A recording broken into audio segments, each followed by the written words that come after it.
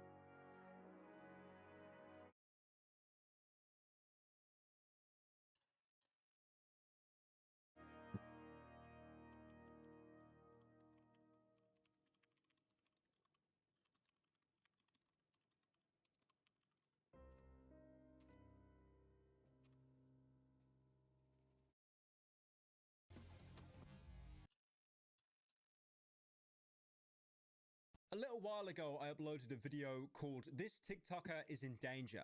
And in that video, I talked about an account called The Tall Knight, and the kind of content he'd upload would be wholesome content, mainly aimed towards males, the Sigma males of the internet. Basically, if you felt down in the dumps, you'd watch his content and it'd be celebrating the smaller things in life, like reading a book and, you know, the chapter not ending on a cliffhanger or doing your laundry. Stuff that's very, very small, but obviously, like, if you feel like complete shit, like down in the dumps, then it was very uplifting content. He was basically tapping into the audience of young men that didn't really have that much confidence, which is great because, like, you know, male mental health especially is not really something that's talked about. And apart from that, it was also very refreshing content because most of the content on TikTok, it's become this like weird Mr. Beastification where everyone's trying to one-up each other with these loud street interviews or double the PS5 or give it to the next person. Like, oh my god, if I walk around with a PS5 in public and then I double it, I can get the PS10. Honestly, I've seen so much TikTok content where they interview people in public that if I go out in public and I see someone with a lapel microphone, I have an anxiety attack. Now, in that video, This TikToker is in Danger, I talked about the Tall Knight being made homeless basically instantly, having nowhere to stay, and him being down on his last legs. All he had with him was a single bag of his belongings. He couldn't even take his, you know, his iconic silver helmet with him. Now, for someone that made so much uplifting content, to see him like basically begging for some kind of help, like in tears, it sucked. It was horrible to see. Now, this story did have a happy ending because Tall Knight actually made a follow-up video that when he made that video, like crying, he linked his Cash App and he got sent around $15,000 in the space of an hour. Like, that was just from a TikTok account, which is amazing. Another cool thing as well is he was literally begging people to stop sending him money because he was getting so much, like he didn't know what to do with it. And then with the money, he was able to stay in a hotel for a little bit, get his bearings, get back on his feet, and that's where the story ended. But as soon as I uploaded that video, I have had dozens of people DMing me saying, you didn't include this, you didn't include the full story. And then some people even telling me that Tall Knight, he apparently staged the entire thing for attention. And then I sat back in my reclining Herman Miller chair I paid way too much money for, and I thought to myself, hang on a minute. You can't just lie on the internet. So I did a little bit of digging, and this video, which has been taken down originally, but obviously because it's the internet, re-uploaded absolutely everywhere, this comes from Tall Knight's landlord. And he made a video proving that he knows Tall Knight by showing the same Knight helmet. And obviously, I mean, that's just, you know, the Swagger Souls helmet. Anyone could buy that Knight helmet. But he actually shows the room where Tall Knight would film his TikToks in. So it definitely is his landlord. And then what he did is basically give his side of the story and just accuse Tall Knight of just lying out of his ass. I need help. I just got kicked out. So people are doubting if I'm Tall Knight's roommate. God, that thing's annoying. Yeah, I am. Come look. Story time. So this is Tall Knight, aka Elijah's room. In my house, his sword, Japanese wall scrolls, the computer, for proof. So I had let Elijah live with me since he turned 18, with me and my wife and my children. The understanding was that he was to be a normal house guest, operate under the understanding that this is my house. He lives here as a guest, does pay rent, not a lot, but he was to live here because we took him in. Now, the incident in question happened because he decided that it was in his prerogative to fly up a girl from out of state to stay in my house with my children and me and my wife without asking first. That was the first red flag that I was upset about. He had had issues in the past, and I did not want that to repeat. So later that night, my wife came to, you know, check on them. This is our house, to make sure our rules were being followed, and they were being very intimate, displaying very un-Christian-like values in my house with my children. Granted, we were very upset. We had asked him, he had promised, he had assured this wasn't going to happen, and it did anyway. I told him that I was very upset, and that he had until March 1st to at least get things together, get things in order, and start finding a place. He was not homeless, he was not kicked out. He had to leave and the girl could not return, but he paid until March and was here until March. He then decided to make a video filming a suitcase on the ground here in our city. The suitcase is not even his. That he's homeless and has nothing. He did have money. He had enough to fly up a random girl to Maine. He had enough money for her ticket, but had nothing, and then is begging for thousands of dollars from people on TikTok. When he's staying with his friend, he's staying in a hotel, He told me, responded to the text message, I'm going to link the text message in here, that he was fine and that he's staying in a hotel and doesn't want to come home. He was never homeless, not even for one moment was he homeless, and I'm sorry if you gave him money thinking that he was. And you know, I was just going to let it go until I see that he's actually scamming people out of money, lying about the fact that me and my wife kicked him out after he repeatedly broke the rules of our house and I'd given him weeks to find another place. No. I'm sorry. No. So with this new information, it could be on the table. Why is it so difficult to play older video games? Unlike every other medium of entertainment in the world, gaming seems to like to bury the past. There's so many weird legal loopholes to jump through, all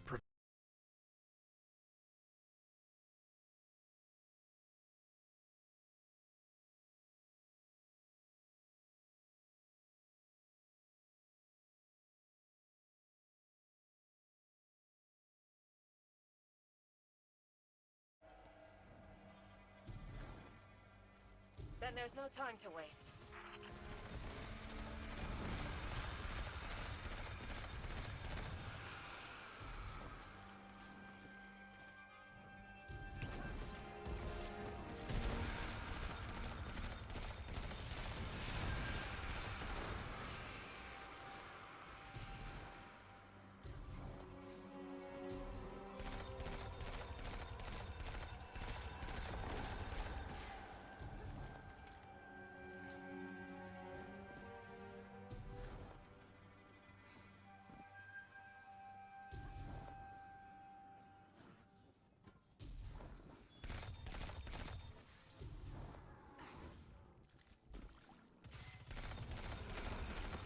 Guardian, I need those cleared so I can tap into the network.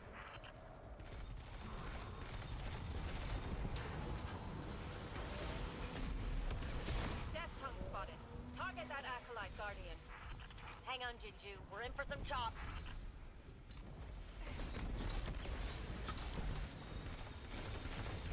Guardian, down. The Hive are sending an ogre. Guardian down.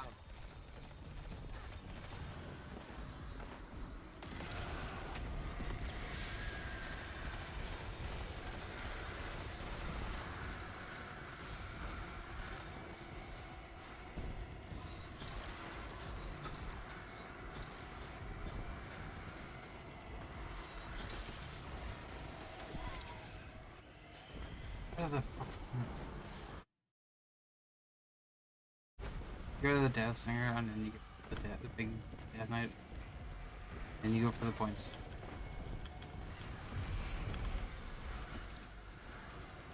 Guardian down.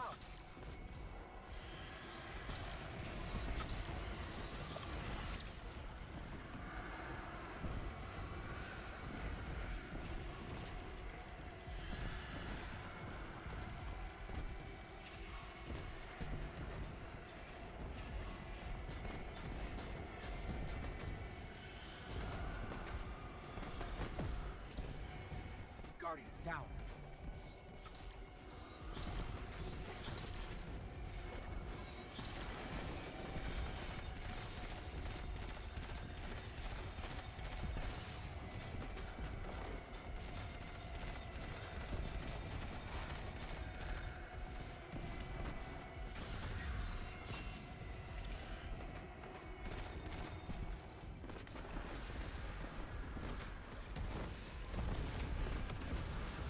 There's a big knight somewhere. I don't know where he spawns though.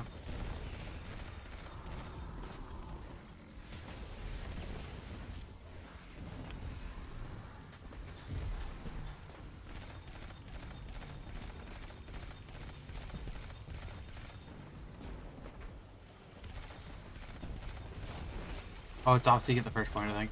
Just spawn nigh.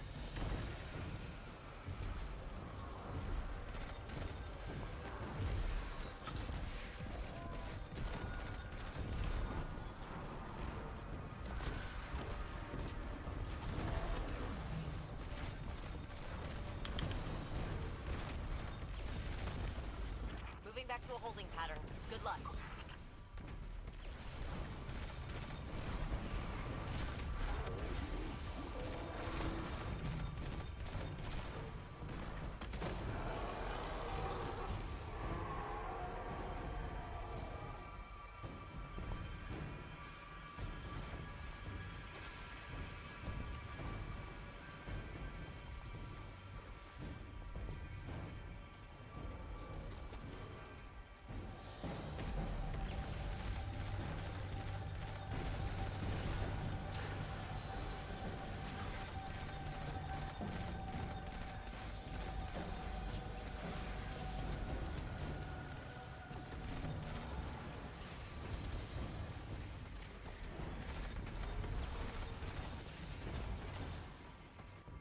Okay.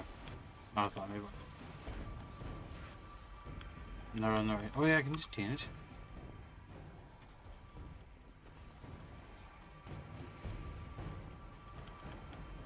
What's on here? Guardian down.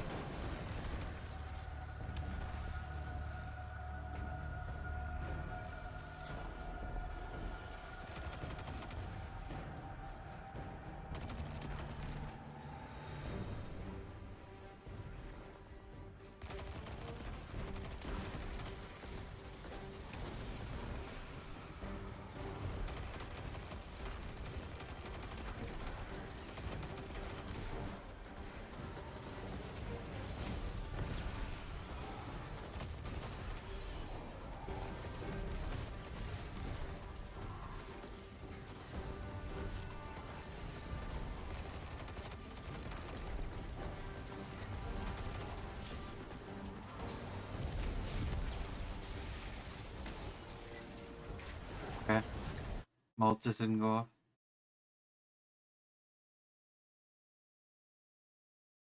Where the fuck?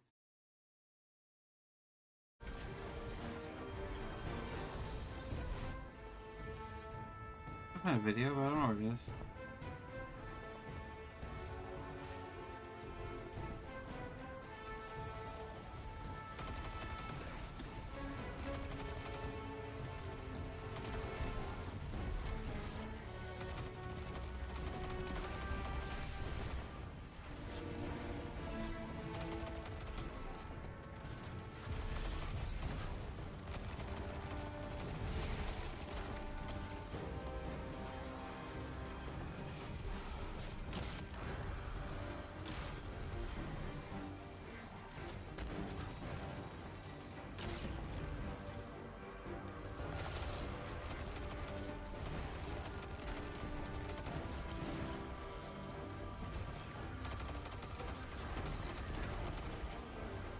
Towers are ours again.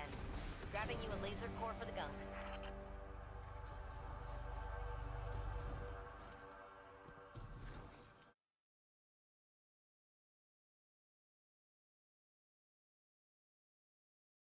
So I've covered a handful of disturbing movies on my channel, but I'm still very much a rookie in terms of my viewing history. And apparently, it's worse than I thought. This has been sent to me multiple times. A disturbing movie iceberg.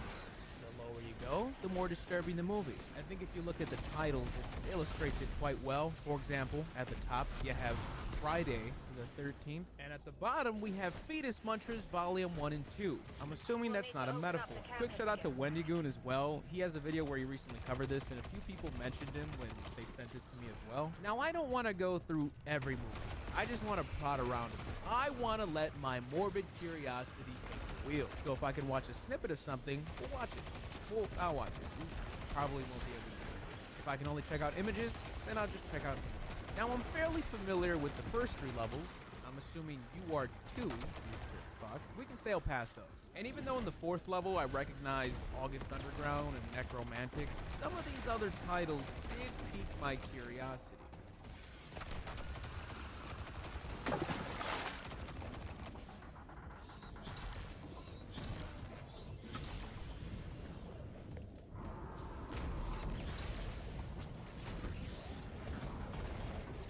Life and Death of a Porno Gang. I'm in. So I quickly skimmed around this movie surrounding a pack of traveling sex performers. And after a few clicks, I was greeted with a horse cock. And no, I am not referring to a well-endowed man. I am literally referring to a horse's meat mallet, zebras. And not only that, there was a man dressed up as a woman beginning to perform fellatio on said hammer. Thankfully, it was cut off very, very early. But either way, you can record that and sell it? Where was this made? Serbia. 2-year anniversary. IMDb describes this as today's sponsor. It's been 2 years since Raid Shadow Legends has launched. That means you've had 2 years of ads. Working out that thumb? Raid threw me a Q&A. Let's do it. If you could date any champion in the game, who would it be and why? See, that's tough, because if you look at the High Elves faction, you got dump trucks left and right. You got a stallion like Bellinor, who has a really unique character design and a great overkill move that doesn't waste surplus damage on low HP enemies. That matters a lot. But I'd go with Eris, because he looks the most like the other one. Where's your favorite place to play the game?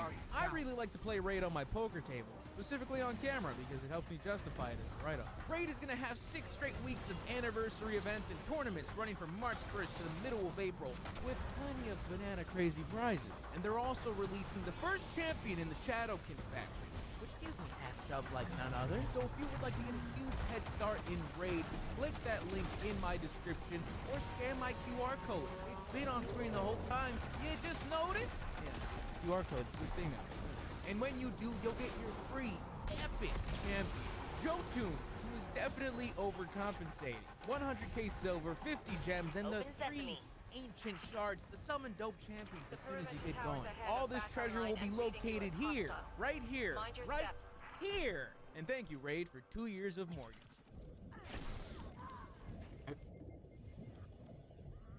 Slow Torture Puke Chamber. I don't like puke, but damn it if this isn't a great title. Sounds like an event at WrestleMania. I also later learned that this movie is the finale of the Vomit Gore trilogy. What am I doing? The movie begins with an audio disclaimer from the main actress, reassuring us that she agreed to partake in everything you are about to see, that she had a safe word if she was ever too uncomfortable, Guardian. and that Literally. basically don't send the FBI to the director's door. Perimeter Then there are towers 2 in range. more Stay warnings hidden, slash Guardian. disclaimers, and if that doesn't get the most degenerate part of your brain jumping, I don't know what will. I also skimmed through this movie, but considering there's not really a story here, I basically watched the movie. To fill you in, IMDb's description is a bulimic prostitute. Hey, what did the pirates say to the bulimic prostitute? Heave! Ho! A bulimic prostitute talks about her deranged childhood while being sexually tortured, which, yeah, that sounds about right. So with that information, I'm guessing you were curious as to what I saw. Well, in that case, strap in and switch to headphones. The director's name is Lucifer Valentine, which I would venture to guess is a pseudonym. Otherwise, he was born with a villainous porn star name, and he's right where he should be. While watching the beginning of this movie, I actually Guardian thought down. the director was LaFable, because this woman gets double slapped to the fucking Shadow Realm. That's like the whole intro. It's just her getting molly-whopped. Some other stuff that happens in the movie, she diddles with a crucifix. Very original. She takes down her own piss. Ultra filtered blood plasma. There's a lot of fake blood everywhere that she often ingests, and that's usually followed up with a lot of vomiting and dry heaves. It's basically like a more sexy McKinney Manor. That's it. Oh, that guy eats a baby. It looks like a bloody gummy bear prop. It's probably the stupidest shit I saw in the whole film. And I watched her drink her own piss. And in fairness to Moving the back to a holding director, pattern. I Good luck. technically did not watch the film. But whatever art label you want to slap on this, if you do, this is film. And there's a demographic for it. Congrats. Let's move down a little.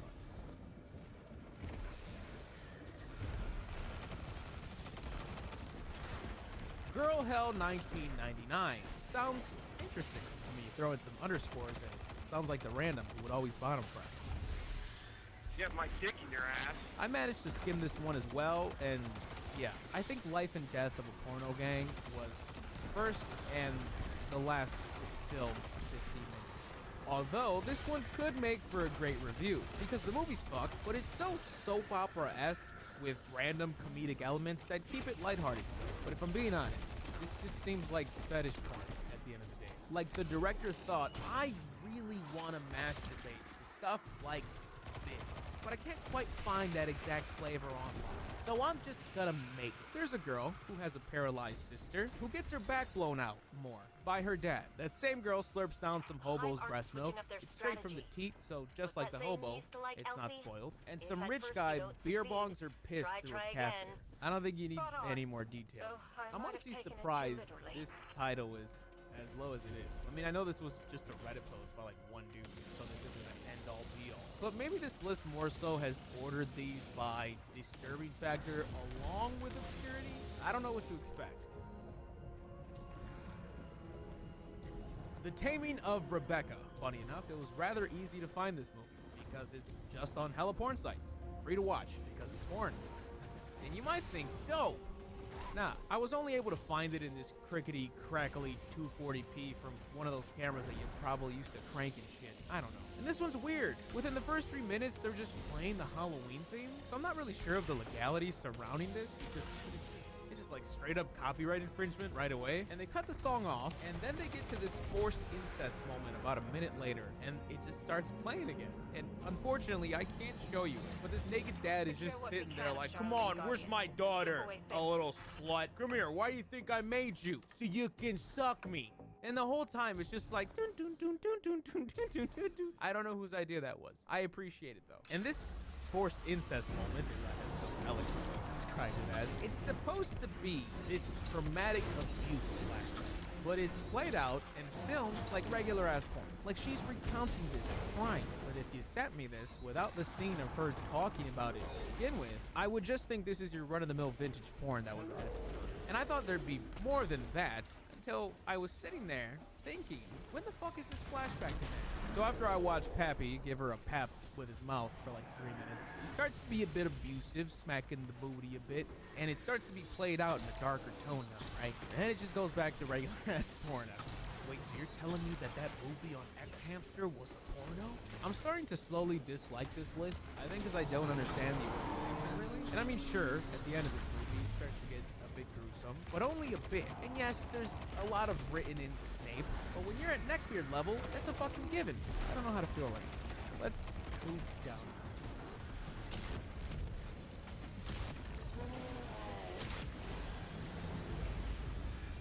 Banned from television is basically Live Leak before there was Live Leak. Looking at some of the other titles here, that seems to be the theme for this one. And yeah, something like this is interesting to watch, but I've always considered it as a bit of an outlier in terms of disturbing movies. I think any documentary-like or real brutal footage compilations should just be in their own ranking. Like if I ask for a disturbing movie suggestion, you're not gonna be like, oh, watch Faces of Death. Nobody says that. Like it makes sense in the iceberg context, so I get why it's here, but considering this entire level just seems to be bad, I hope that's not all that's Live Leak, best for degenerate porn shit. I mean, I guess I can tell you a bit what I saw on television. There was a circus elephant that went rogue. He started stomping on trainers, all while cute little clown music was playing in the background. But yeah, weird that wild elephant wasn't too fond of wearing a vest, doing barrel rolls. Guardian down. It's just a bunch of real-world events. We don't really need to hang on to this.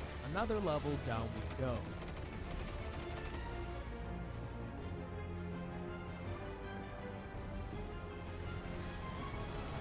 I'm gonna be on a fucking plane.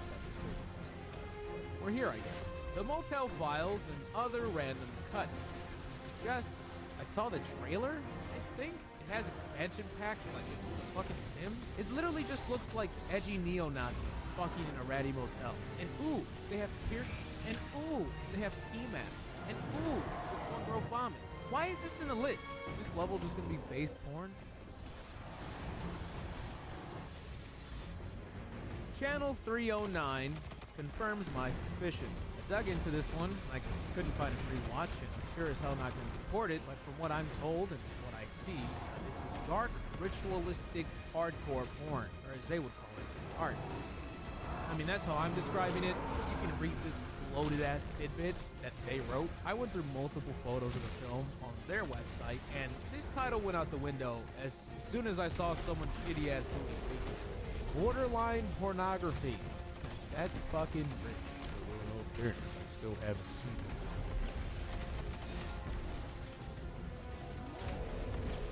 No Vaseline, the great porn swindle. Rest assured, this has nothing to do with infamous diss track No Vaseline by Ice Cube. That would be too graphic. All this shit just seems to be another DLC of the others. Fucking Degenis gathering, banging, and pissing. I'm going down to the final level. Wish me luck.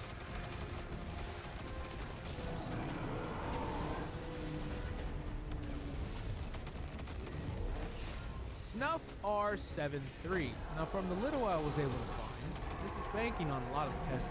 This seems to be an actual snuff film that was just released on the dark web.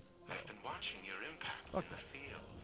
Your execution of our mission is impeccable. Foobar! I found dick all in this, unless it's literally talking about this movie, which I really hope it is. But after a bit more digging for Fetus Munchers, Ogrish Collection, these all seem to be just more mixtapes. So compilations of the worst at a smaller scale, so they just allow for the complete disregard of mainstream appeal. It's like if Faces of Death was buffed and nerfed at the same time. And once again, simply through testimonials, it just seems to be more motel file shit. So picture your 2 girls, 1 cup, 4 girls finger painting, 1 guy, 1 jar, 1 guy, 1 hammer, 2 guys, 1 hammer, whatever the fuck it is. Just filth. And that's honestly as far as I'm gonna dig into that. I was extremely uncomfortable searching the bottom titles, and I want to clear up that I am not urging any of you to do the same. Very uncomfortable rabbit holes and a bunch of pages that look like they were just busting malware all in my shit. Realistically, at least for my taste, in terms of watching, the 6th level down seems to be the last tolerable one. But considering the overwhelming majority of it are just real life mixtapes or documentaries, the 5th level down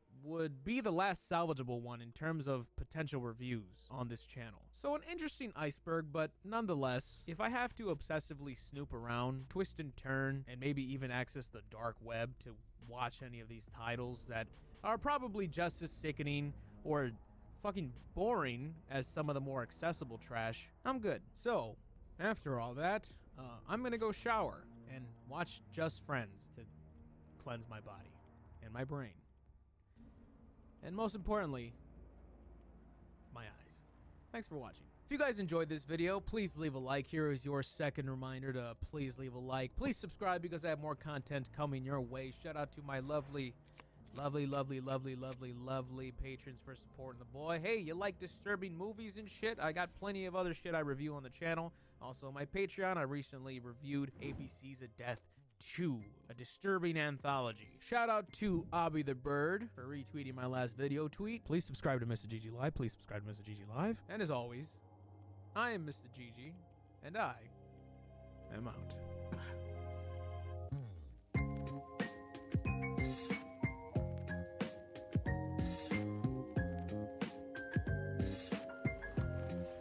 You're in the thick, Guardian.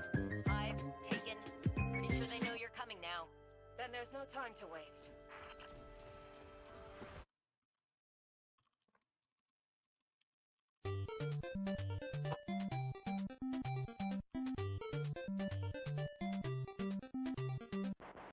In July of 1998, radio host Art Bell would receive a series of faxes from a man claiming to be a time traveler from the year 2036.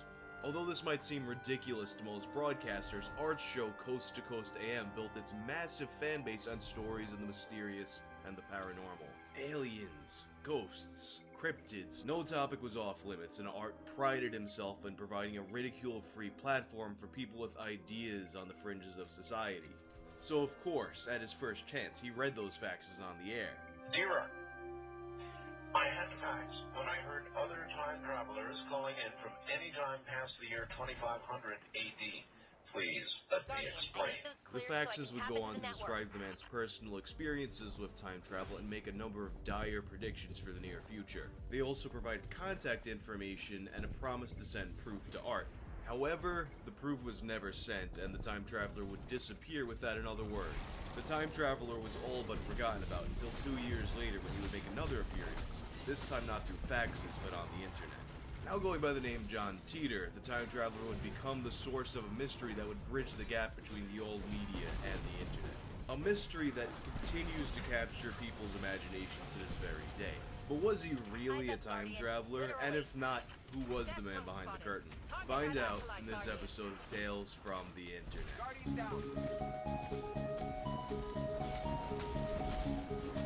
This video video is sponsored by Raid Shadow Legends. You've all heard of Raid Shadow Legends by now, the RPG with over 600 unique champions and hundreds of artifacts to let you develop your champions and raid your way. It's really easy to get into, and as you get more of an understanding of how the game works, there's a lot of hidden depth, like putting together teams of champions whose skills complement each other and speed tuning their equipment so you can hit these abilities in the best order possible. One of my favorites is Silo the Drakes, whose stun attacks and revives make her an asset in most of the game. And there's a ton happening in Raid this month. They're bringing out 5 badass looking new champions that I can't wait to get my hands on. They're overhauling the champion vault, and they've got a load of awesome smaller updates as well. On top of that, Raid's running a huge series of Summer Splash events for the whole month, where you can get your hands on some incredible skins for everyone's favorite dwarf, Trunda. Oh, and one more thing. Make sure you get in now if you want to be a part of it. This is the best time to get started with Raid, and if you click the link in the description or scan the QR code on the screen here, you'll get unique bonuses worth $30. We're talking a free epic champion, Aina, 200k silver, 1 energy refill and 1 XP boost, and 1 ancient shard so you can summon awesome champions as soon as you get in game. All this treasure will be waiting for you here. To get started, just go to the link in my description.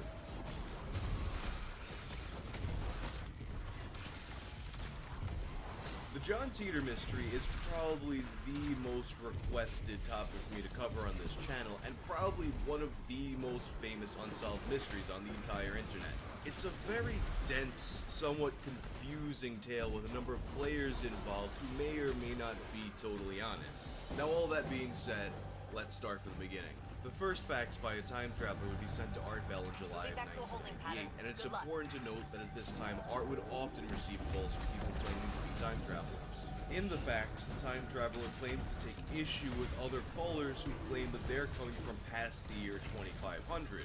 According to the fax, whenever a time traveler goes past the year 2564, they hit an impassable brick wall. He goes on to describe how time travel works. Time travel was invented in 2034. Offshoots of certain successful fusion reactor research allowed scientists at CERN to produce the world's first contained singularity engine. The basic design involves rotating singularities inside a magnetic field. By altering the speed and direction of rotation, you can travel both forward and backward.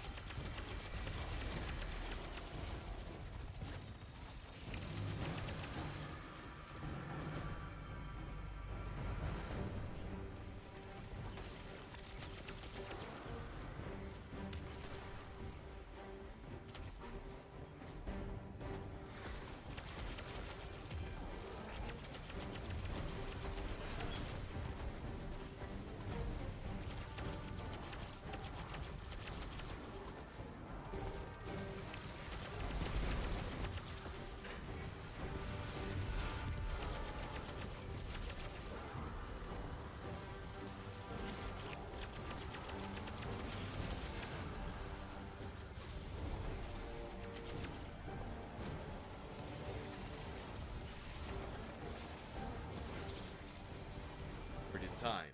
Time itself can be understood in terms of connected lines. Hey, can I talk to you for a second? Or a few hours, I guess? Throughout last year, I made several videos going throughout various weird episodes of Jimmy Neutron, ultimately landing on part 3 of the series covering all of Season 3 more in depth. But I've been thinking for quite some time that I wanted to go back and do the same fully for Seasons 1 and 2, and make the full series one big video as a bonus present just for you. If you watched the original series of these last year, well then do I have news for you. Majority of this video is all brand new content that you have not seen before. This will be a big celebration of my love for the Jimmy Neutron franchise. So I am even going to cover new things in general I haven't even made a video on yet, like the original movie that kicked off the franchise. So if you enjoy this video, you better subscribe. You know how long this took, man? If you're not as familiar with Jimmy Neutron, let this serve as your guide through it all. But if you're a big fan of Jimmy Neutron, like myself, then sit back, relax, and join in on the fun. Let's jump into the complete weird world of Jimmy Neutron. Welcome back to the 25 Days of Fringemas, where there's going to be brand new videos every single day from December 1st to December 25th. Hop aboard.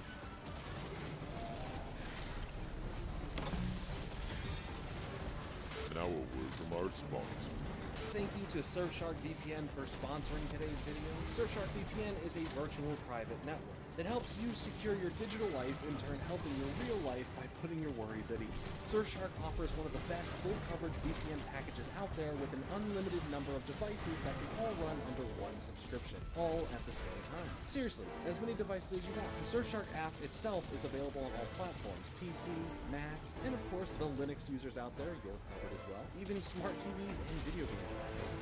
All along with 24/7 live customer support and a full 30-day money-back guarantee to make sure you know it's completely risk-free by giving them a shot, as well as one of the best security measures with their strictly no-logs policy, which encrypts your data, meaning that they do not keep any of it, nor does anyone know what you do online.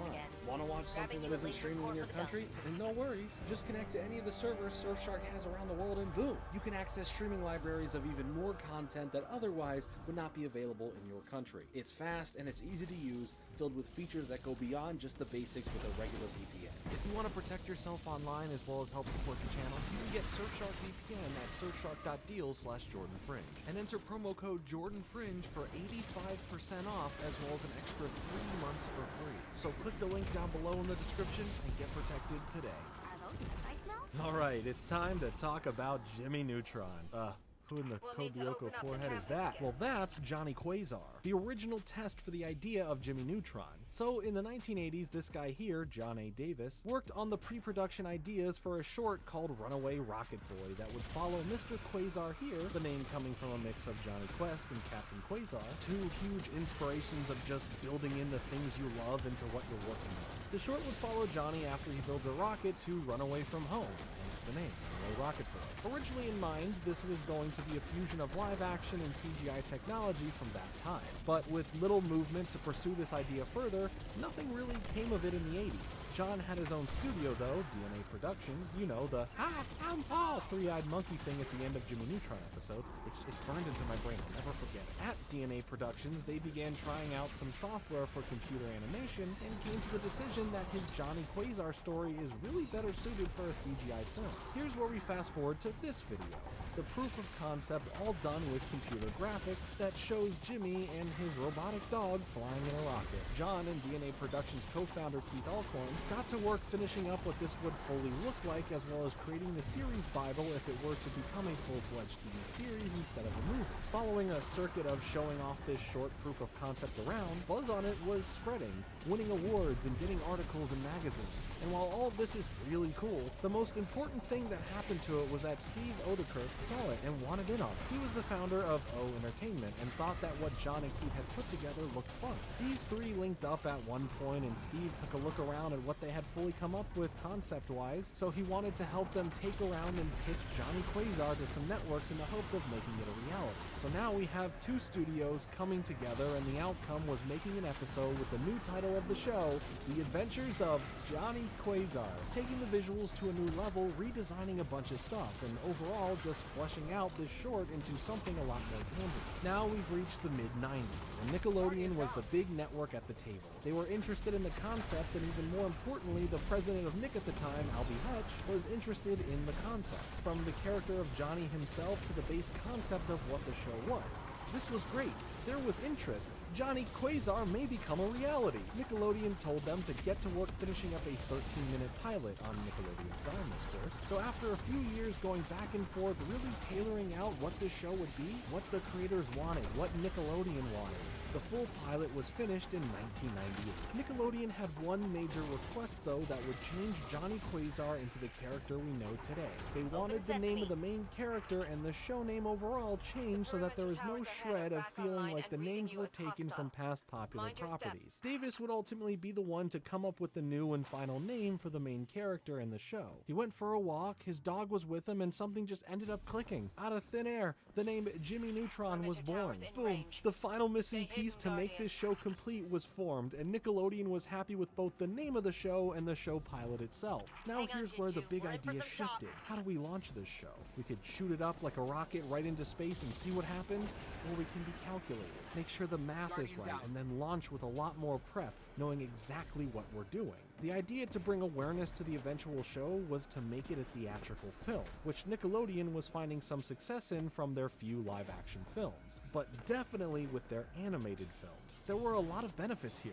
The assets would be able to be shared between both the film and the show, which means there is a lot of money to be saved right there alone. Aside from some more work on the theatrical models to add a bit more detail like most big-budget animated films do when working on an existing property or future property, but rather than a show that comes out and then has a movie like we see in the majority of cases when an animated show gets very popular, a movie is more likely to be made, John thought that releasing the movie first would work as a gateway to the show, along with some other behind-the-scenes production for workflow past the film. While there were a lot of worries just delivering a new property to people with nothing to base it on, why would kids be excited for it? This was their main concern.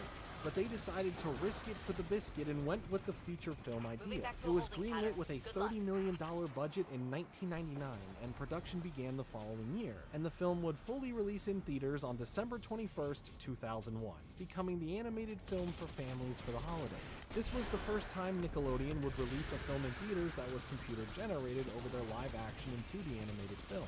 But all of the worries that the creators had taking this risk, as well as Nick taking this risk, were quickly pushed aside, as Jimmy Neutron Boy Genius would become a hit, earning a total of right under $103 million at the box office, cementing Jimmy Neutron as a winning bet, and the franchise would be good to come out following the film. So now that we've established all of that, before we jump into the show itself, let's take a look at what the movie itself was all about, and how it perfectly set up the show.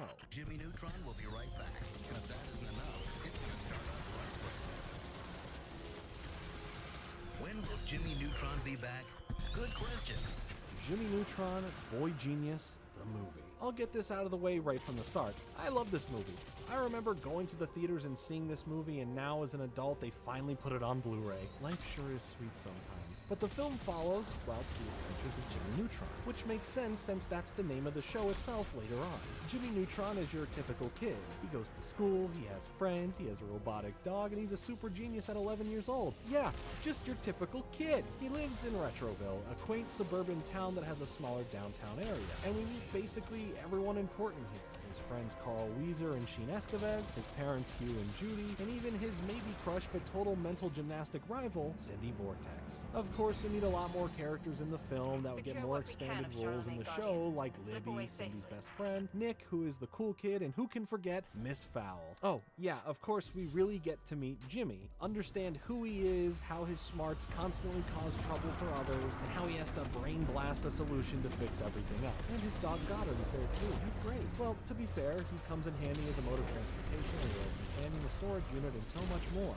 Goddard is just great. Now, what is the actual plot of the film? So this will play into what happens shortly, but we start the film with Jimmy flying past the military to launch a homemade satellite of sorts into space in hopes of it reaching other intelligent life among the stars. But back to the surface of Earth, Jimmy's parents aren't happy with him and his scientific mischievousness. So what do kids do when their parents don't let them get their way and they get punished for their actions, and you want to go to the the grand opening of the Retroland amusement park. Well, they start listening to a bad influence, which comes in the vessel of Nick, you know, that cool kid, who tells him to sneak out at night and go have fun at the amusement park with everyone going. So he disobeys his parents, meets up with Carl and Sheen, and they go have the time of their lives at the park, all backed by one of the greatest songs ever made, Cop by NSYNC. No, I will not debate you on that. It is no longer subjective. It's a fact. Speaking of facts, the music in this film is great. Like, the actual songs they picked for this film are some real bops and make the film even more special. Oh, but it dates into the early 2000s. So, I like it. Leave me alone. Their night went really well. Everyone had a good time, and oh, a shooting star. Time to make a wish. A wish for no more parents so the kids can do whatever they want when they want. But remember that satellite from the start of the movie? Well, it reached someone. A few someones. The Yokians. An alien race of egg-like beings with their robotic outer shells giving them the full completed egg look. I love them. Great bad guys. They see a picture of Jimmy's parents and realize that parents are exactly what they need for a great sacrifice. So they swoop down to Earth, kidnap all the parents in town as the kids are at the amusement park, and when the morning rolls around, the wish technically came true as all the parents are gone. So all the kids throw the biggest party they can, taking over the town, the school, the streets, and they just live it up until they're sick of it. And Jimmy realizes that the parents didn't all just leave without telling their kids. In fact, when his parents went to check in on him at night and they were talking to Goddard, in which they thought they were talking to Jimmy, they said they'll see you in the morning. So Big Brain here does some research in his lab, and lo and behold, aliens visit Earth and they took all of their parents. Whatever is an 11-year-old kid and the rest of his classmates supposed to do? Yup, rally together into space after the aliens to rescue their parents. How, you ask? Well, they dismantle the amusement park, turning different rides into space-traveling vessels. Again, another bot plays here, being kids in America by no secrets, and everything's all working, and then this moment happens, and you're all worried, but then the engines all ignite properly, and the music turns back on at the exact moment. Kids in the theater are losing their mind, popcorn is flying everywhere, vomit is spewing. This was that moment where you were locked in, you believed that these kids are actually going to do it. Yeah, I like the movie a lot. So after some space traveling, they make their way to the Yokian planet, where they are easily able to find their parents, but unfortunately, they all are wearing some mind control helmets that make them follow the command of the leader of the Yokians, King Goobot. So when Jimmy tries to save his father, he is caught, and Your Royal Highness King Goobot comes over to tell Jimmy and all the friends that their parents being captured, and the fact that they are all about to be sacrificed to their giant chicken god Ultra was all Jimmy's fault in the first place, for sending out that satellite containing all that extra information. So now the kids are imprisoned. Everyone hates Jimmy, Goddard is stripped away from them, and Cindy ends up giving Jimmy the pep talk he needs to not give up, and help come up with a plan to escape from the prison cells and save their parents before they are eaten by a giant chicken. He uses Libby's cell phone to reach out to Goddard, who is able to break free from his captivity and help free all the kids. And now it's a race to save the parents as the giant chicken is about to be hatched. The adults are doing the chicken dance. Sheen steals one of the Yokian ships and runs it into Ultra, knocking him over in the arena. Goddard snatches the mind control remote and they start escaping back into the stars, but the Yokians Armada is sent after them. They manage to take out most of the ships thanks to the power of the sun before a final confrontation with King Goobot, who begins to mock Jimmy for his small stature. But Jimmy has an ace up his sleeve, hopping on the back of Goddard, charging right up to Goobot's ship, using his shrink ray, but to do the opposite of shrinking, which is growing. So now there's this massive Jimmy Neutron, and he sends their ship right into an asteroid, destroying it. And then the cooking egg yolk goo of what's left of the king vows that he will one day get back at Jimmy Neutron, which we will see in the show. Sorry, spoiler, I guess. The parents are all saved. Everyone makes amends and learns their lessons and makes it back to Earth to do more scientific things another day. And that's the movie. I love it. It's a great introduction to Jimmy Neutron, the cool science experiments, gadgets, and ideas he has. It genuinely is a fun time, and again, that soundtrack is so good. Aside from my other examples, you have We Got the Beat by the Go-Go's. Parents just don't understand. No, not the Will Smith version, but the Little Romeo version. Blitzkrieg Bop from the Ramones. Bowling for Soup for the theme song. You also have artists like Britney Spears, the Backstreet Boys. Heck, Aaron Carter didn't just have one, not two, but 3 songs on the soundtrack. It was such a good curated group of songs that are just as memorable as the moments they are attached to in the movie. But while the movie was a success and it was smart to launch the show after the movie, it became a double-edged sword, as there was a planned sequel that they wanted to make come out in 2004, but because of disagreements on what the story should be, the real question of are kids even now interested in seeing Jimmy Neutron in theaters when he's on their TVs anyway? To that I say, yeah, they probably would. But regardless, we still got a 3-season show and a spin-off show beyond this movie, so let's take a look at the show itself. Jimmy Neutron will be right back on Friday Night Nicktoons. Now back to the adventures of Jimmy Neutron, boy genius. I'm tired because of the nightmare. Horrible, spooky things chasing me. I run, but I can't get away. When Pants Attack. So Jimmy Neutron started with a banger of an episode, bringing you right into the world of the weird for the series. Jimmy comes storming in on his robo-walker with Carl in the backdrop of night when Carl gets launched out of his pants to test out the ejection feature on the device, which sparks Jimmy to remember that he just never picks up all of his identical pants, that no one should have this many pairs of. For him to be allowed to go see the new hit movie in theaters with his friends, he needs to have his room cleaned and his pants fully put away. But when his mom says pants don't pick themselves up, Jimmy comes up with the idea of nanochip-based pants that would do it themselves. But it would have taken a fraction of the time to just, I don't know, pick them up. But we need a plot, and this one really gives us the first real taste of how nanobots or nanotechnology, nanochips, you name it, always are a bad thing in this show. So Jimmy proves to his parents that the pants can now hang themselves up, so he's allowed to go to the movies now. But something is happening in Jimmy's closet. The nanochip is malfunctioning, and you know that this can't be any good. In school the next day, Miss Fowl gets pantsed accidentally, but the students have to give some presentations to the class. And of course, Jimmy's pants go haywire and start having a mind of their own. So now Cindy and Jimmy are at odds like usual, but now both their pants, as well as Carl's and Sheen's, are going wild until the pants rip off of all their bodies to go and cause chaos. And now they gotta track down those loose pantaloons, especially before the nanochip is able to affect the other pants at a town shop where pants can take over the world. Some Aaron Carter starts playing as a reminder of how great the movie soundtrack was. Jimmy brings out his clothespin sharpshooter to clamp down the evil pants, but they fight back. Also, Hugh catches a charge. Howdy, neighbors! Hey, I got 2 words for you. When things get dire and Jimmy's pants start taking over all the other pants in a store, Jimmy reworks some washing machine parts into a robo-walker to aid in the fight as Cindy is single-handedly kicking... Daisy,